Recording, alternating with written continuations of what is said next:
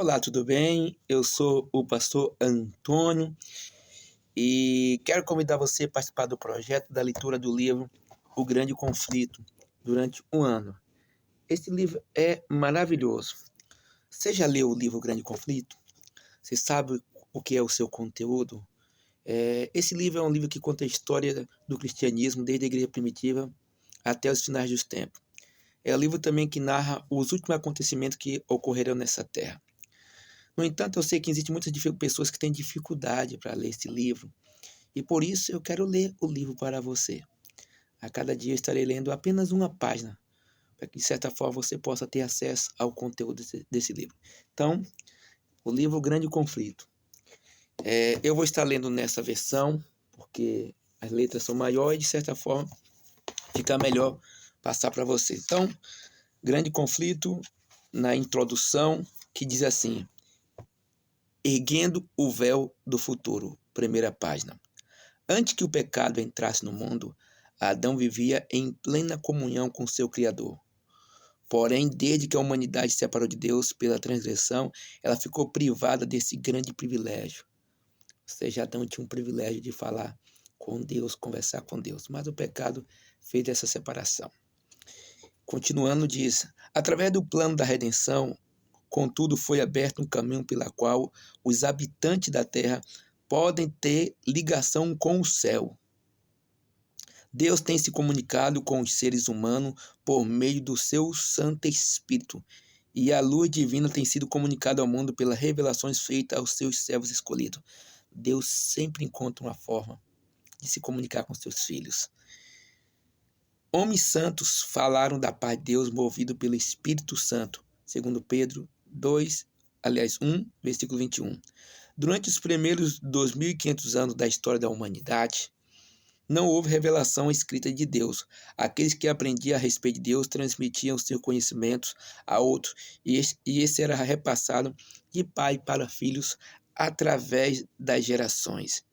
A palavra de Deus escrita começou a ser produzida no tempo de Moisés. As revelações inspiradas foram então introduzidas no livro inspirado.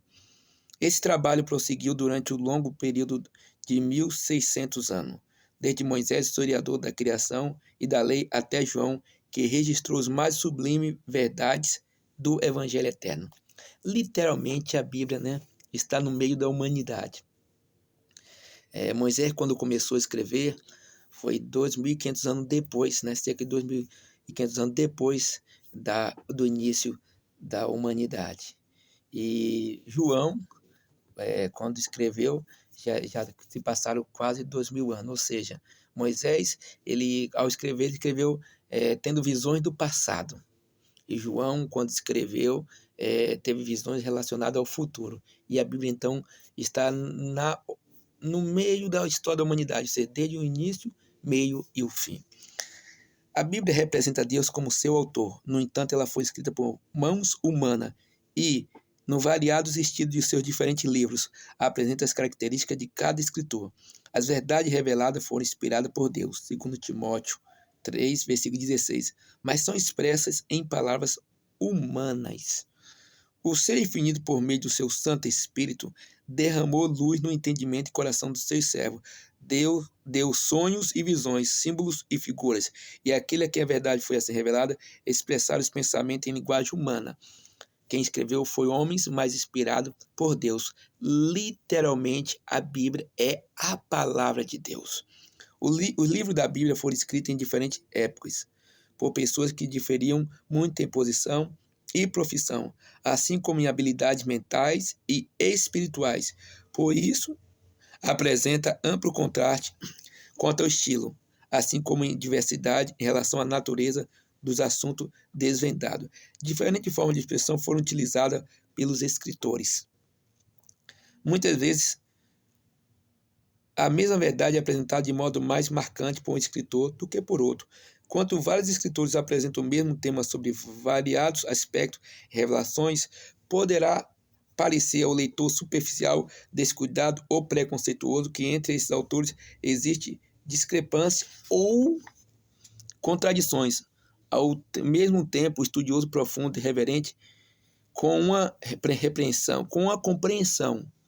Ou seja, ao mesmo tempo, o estudioso profundo e reverente, com uma compreensão mais clara, perceberá a harmonia existente.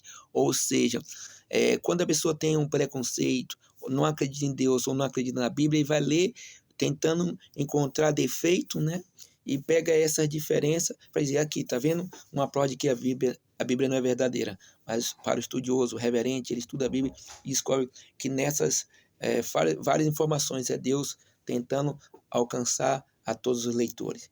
Bem, essa foi a primeira página que nós lemos do livro O Grande Conflito. No projeto Grande Conflito, você não sabe ler, não tem dificuldade de ler, eu leio para você. Um bom dia e que Deus te abençoe.